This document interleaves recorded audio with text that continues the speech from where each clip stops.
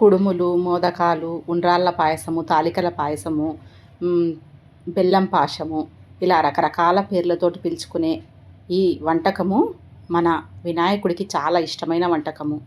ఆయన మనకు మానవాళికి చెప్పే విషయం ఏంటంటే, అవతలి వ్యక్తి చెప్పే విషయాన్ని చెవులు రెక్కించి బాగా విన్న తర్వాత సమాధానం ఇవ్వడానికి ప్రయత్నించు.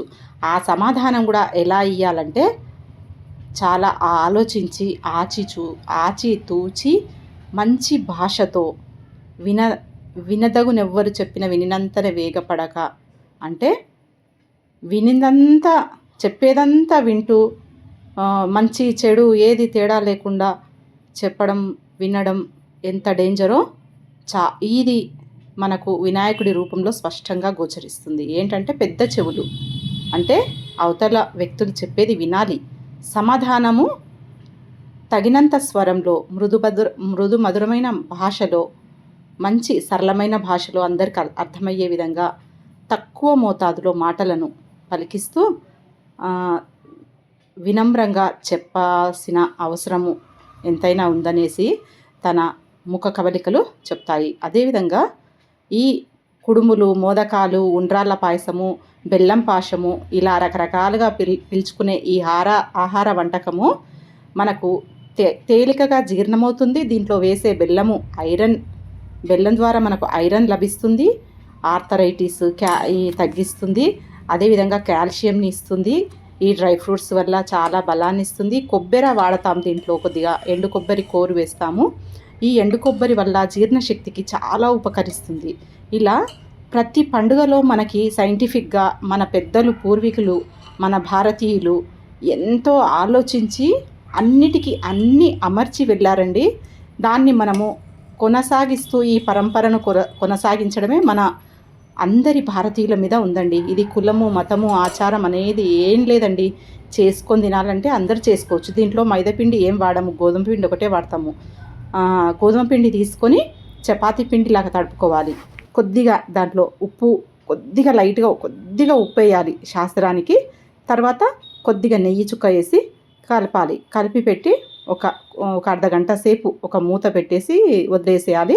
అంతవరకు పూజ అవన్నీ ఇంట్లో జరిగే పనులన్నీ చేసుకోవాలి. ఇదంతా మడి మీదే చేయాలండి. మడి అంటే ఏంటో కాదు, కొన్ని కులాలకు ఆపాదించే పదమైతే కాదు, ఇది అందరము చేయాల్సింది. మడి అంటే శుచిగా శుభ్రంగా ఇంటిని తుడుచుకొని ముగ్గు పెట్టుకొని దుమ్ము ధూళి లేకుండా మన ఒంటిపైన కూడా దుమ్ము ధూళి ఎలాంటి ఆలోచనలు, అంటే ఎలాంటి చెడు ఆలోచనలు, వేరే వాళ్ళ మీద పగలు ప్రతీకారాలు ఇవన్నీ లేకుండా మన ప్రశాంతంగా మృదుమధురంగా ఒక పాటలు పాడుతూ దేవుణ్ణి ధ్యానం చేస్తూ, పాటలు రాకుంటే ఏదో ఒక స్మరణ, మీ ఇష్టమైన ఇంటి దేవుడి స్మరణ కానీ దేవుడి స్మరణ కానీ చేస్తూ చేయడమే మడి అంటారు. మడి అంటే మనం శుచిగా శుభ్రంగా అన్నీ శుభ్రంగా చేసుకొని మనం కూడా స్నానం చేసేసి వంటకు ఇంట్లో అన్ని పనులు కూడా చేసుకోవాలి. చివరకు ఎవరో చెప్పారు, స్నానం చేశాకనే ఇంటిని కూడా ఊడ్చడం చాలా పద్ధతి అంట. అదైతే సాధ్యం కాదులే కానీ సామాన్లు తోముకొని ఇల్లు ఊడ్చుకొని ఇల్లు క్లీన్ చేసుకొని స్నానం చేసి వంట చేసేయడం మనకు అలవాటు. ఈ అలవాటును కొనసాగిస్తే మనకు అరుగుదల శక్తి బాగుంటుంది. ఏమి ఇంగ్రీడియంట్స్ వేసినా వేయకపోయినా రుచిగా ఉంటుంది వంట. ఇలా చూడండి, గోధుమ పిండిని చపాతీ పిండిలాగా తడిపేసి ఇలా చిన్న చిన్నగా చేతికి నెయ్యి చుక్క పెట్టుకొని ఇట్లా చిన్న చిన్న గుండ్లలాగా ఒత్తేసుకొని కొన్ని తాలికలు కూడా ఒత్తేసుకోవాలి. ఇలా అప్పుడప్పుడు కొద్దిగా పొడిపిండి దాని మీద చల్లుకుంటూ వెళ్తే అతుక్కోకుండా ఉంటుంది. ఈ విధంగా మనం ప్రిపరేషన్ చేసుకున్న తర్వాత ఇంకా పొయ్యి మీద నీళ్లు పెట్టాలి. ఒక పెద్ద గిన్నెలో తీసుకొని పొయ్యి మీద నీళ్లు పెట్టాలి. నీళ్లు బాగా మసిలినాక ఈ ఉండ్రాళ్ళని తీసుకుపోయి దాంట్లో వేసేసేయాలి ఆ వేడి నీటిలో. అప్పుడు బాగా ఒక తెల్ల పొంగు వస్తుంది. అక్కడే ఉండాలి, కలుపుతూ ఉండాలి. అయితే తెల్ల పొంగు వస్తుంది. తెల్ల పొంగు వచ్చినాక ఇంకా బెల్లం వేయాలి. 1.5 మేము చిన్నగా 3-4 చపాతీల పిండి అంత తీసుకుంటే ఒక గిన్నె సగమైంది ఉండ్రాళ్ళు, గిన్నె సగమైనవి.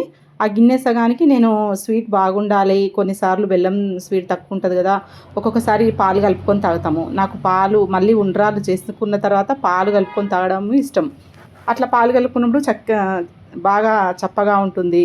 మళ్ళీ మరుసటి రోజు కూడా బాగుంటుంది ఈ పాయసము. అప్పుడు అట్లా ఉండాలంటే కొద్దిగా బెల్లం ఎక్కువ శాతమే తీసుకోవాలి. 1:30కి 2, 1:30 మీద కొద్దిగా తీసుకోవాలి. అంటే 2కు తక్కువ తీసుకోవాలి బెల్లం. అవి కొద్దిగా తెల్ల పొంగు వచ్చే వరకు ఈ బెల్లం వేసేయాలి. తర్వాత బాగా కలుపుతూ ఉండాలి కొద్దిగా అడుగంటకుండా. తర్వాత ఇక్కడ చూడండి, ఈ సంవత్సరం కొత్తగా విన్నాను నేను దోసపండు పెట్టాలి అనేసి. దోసకాయలు చాలా రకరకాలుగా దొరుకుతాయండి మనకి. కీర దోస, పొడుగు దోస ఉంటుంది, చారలు చారలు ఉండే దోస ఉంటుంది. మాకు చారలు చారలు దోస దొరకలేదు మార్కెట్లో, మా అబ్బాయి తెచ్చిండు. బుడమకాయ దొరికింది మన సైడు తెలంగాణ. ఇక్కడ మన సైడు బుడమకాయ అంటాం కదా, బుడమకాయని కూడా దోసకాయనే అంటారు. ఈ దోసకాయని పప్పులో వేసుకుంటే చాలా బాగుంటుంది పచ్చికాయలతోటి. తర్వాత ఎందుకో వినాయకుడికి ఇష్టం అంట ఈ దోసకాయ పెట్టాలని. దోసకాయ కాదు దోసపండు. మమ్మీ దోసకాయ దోసపండు ఒకటేనా మమ్మీ అని అడిగిండు మా బాబు. అయితే మామిడికాయ మామిడి పండు ఒకటే కదా బెటా అంటే అవును అవును ఒకటేలే అనేసి.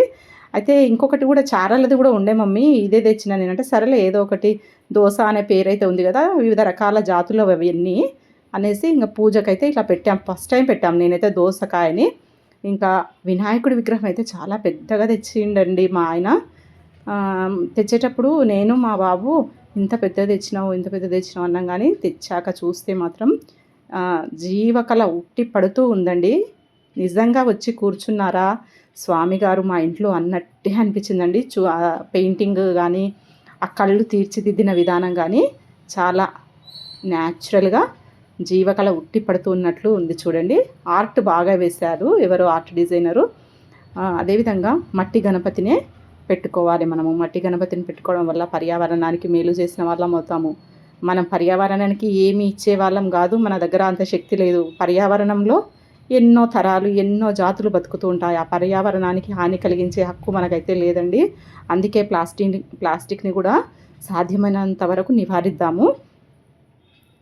మన ఇంటి నుంచి బుట్టలు, తట్టలు, ఇంకా నూనె క్యాన్లు, ఇంకా ఇంట్లో పాతవి ఏమైనా జూట్ కవర్స్ అట్లాంటివి ఉంటే తీసుకొని వెళ్ళి సరుకులు తీసుకొచ్చుకోవడమే మన బాధ్యత. ఇది మన మోటివేషన్గా పెట్టుకుంటే మన లైఫ్ బాగుంటుంది. మన ముందు తరాల వల్ల కూడా ఒక మంచి భూమిని ఇచ్చిన వాళ్ళం అవుతామండి. అదేవిధంగా ఇంకా ఇదంతా కూడా ప్రకృతి. వినాయకుడు అంటేనే ప్రకృతి, దేవుడు అంటేనే ప్రకృతి.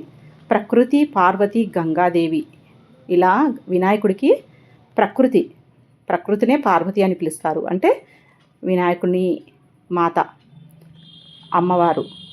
మళ్ళీ గంగా అమ్మ తన దగ్గర నుంచి మట్టి ఇస్తుందంట, మళ్ళీ తనలోనే కలుపుకుంటుందంట. చూడండి తల్లి, ఇద్దరు తల్లులు ఆయనకి, ఇద్దరు తల్లులు ప్రకృతిలో ఎంత మమేకమై తన కొడుకుని ఆదరిస్తారో చూడండి. ప్రకృతి అంటే మనం ఇప్పుడు స్వామికి నివేదించిన ఆకులు, అలములు, రకరకాల ఆకులు, అలములు అవన్నీ కూడా ప్రకృతి నుంచే తెస్తాము. ఏమంటారు, రకరకాల మామిడాకు కానీ టేకు ఆకు కానీ ఇంకా ఉత్తరేణి ఆకులు కానీ ఇలాగా ప్రతి ఒక్కటి కూడా ప్రకృతిలో ఉన్న ఆకుల నుంచే ఈ పూజ మొత్తం చేస్తాము. అదేవిధంగా మనకు శాయశక్తులా ఎంత ఉందో అంత చేయడమే. మనసుతోటి, మంచి నిర్మలమైన మనసుతోటి పూజ చేస్తేనే ఆయనకు సంతోషంగా ఉంటుంది. ఇక్కడ గణపతిని కొనుక్కొని రావాలనేసి అయితే ఏం లేదండి. పసుపు ఫస్ట్ మనం పూజకి కూర్చునేటప్పుడు కలశము ఏర్పాటు చేసుకొని తర్వాత పసుపు గణపతిని చేసుకోవాలి. గౌరీ, శివశంకరులను, వినాయకుడిని ఒక పసుపు ముద్దలో చేసుకున్న తర్వాత ఇలా పెద్ద వినాయకుడిని ప్రతిష్ఠించుకొని పూజ చేసుకొని మనకు వచ్చిన శ్లోకాలు, రాకపోతే ఒక పుస్తకం పట్టుకొని చదవడము, అన్నిటికీ అన్నీ రావాలనేసి అయితే నియమం లేదండి. మనకు ఉన్నంతలో చేసుకోవాలి. దేవుడి పూజ చేసామా లేదా నిర్మలమైన మనస్సుతోటి అనేసే ముఖ్యము. ఇంకా ఉండ్రాళ్ళ పాయసం ఆ విధంగా చేసిన తర్వాత డ్రై ఫ్రూట్స్ని కొద్దిగా నేతిలో గోలించుకొని డ్రై ఫ్రూట్స్ని కలుపుకొని తీసుకోవడమేనండి. అయ్యగారికి నివేదించి ఇంకా తర్వాత మనము తీసుకుంటే మళ్ళీ మరుసటి రోజు కూడా తినొచ్చు. చాలా బలవర్ధకమైన ఆహారము ఈ ఉండ్రాళ్ళ పాయసము. అప్పుడప్పుడు పిల్లలు కూడా చేసి పెట్టండి.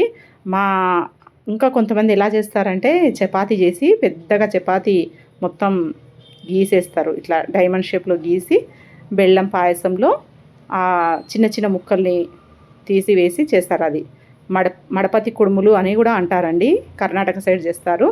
అదేవిధంగా మీరు ఎలా జరుపుకున్నారు కామెంట్లో అయితే తెలియచేయండి.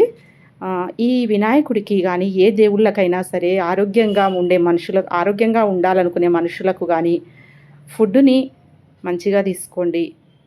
అదేవిధంగా మధురంగా వినాయకుడికి మాత్రము మధురమైన పాటలు మ్యూజిక్ పెడుతూ మండపాల్లో ఆరోగ్యకరమైన అలవాట్లతోటి మంచి భజనలతోటి పాటలు పాడుతూ మంగళహారతులు ఇవ్వండి.